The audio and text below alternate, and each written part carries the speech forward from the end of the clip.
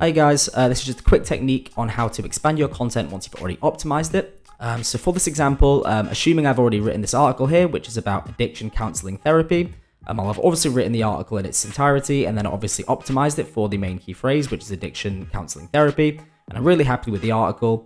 Once that's all done, as with any article, I've got quite a lot of H2s in there that you can see. So addiction, alcohol addiction here, drug addiction, gambling addiction, internet addiction, all kind of around my topic of addiction counseling therapy. But obviously currently the article is only optimized for my target key phrase, which is addiction counseling therapy. And it's not fully optimized for any of these here. So this technique is essentially going through your H2s here and finding out kind of how you can further optimize them for those key phrases and see what you're missing.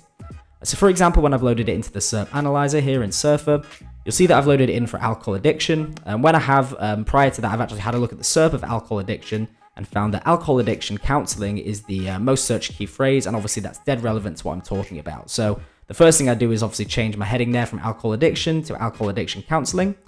And then the next thing I'd want to do is actually find all of the missing key phrases that I'm missing from this actual article.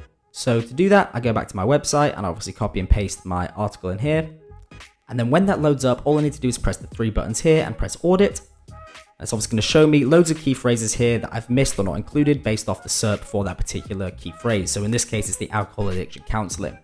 So you can see I'm actually short on, quite a lot of very important keywords here. So I'm short on alcohol addiction as a key phrase, even in that section. I'm short on kind of alcohol abuse, which is obviously very relevant, alcohol rehab, alcohol problems, treating alcoholism, mental health problems, which is probably quite an important one for that particular key phrase as well. So these are all basically key phrases and keywords that I can add to my alcohol addiction section here in the H2. It's kind of like thinking of this as optimization of your whole page, but instead of it being your whole page, you're just optimizing a specific section. So obviously this is for this H2 here. So I would then work to actually include them into my H2. Obviously being careful not to kind of get absolutely everything in, because you do want your H2 sections to be a bit smaller. You don't want them to be kind of absolutely dominating the entire page.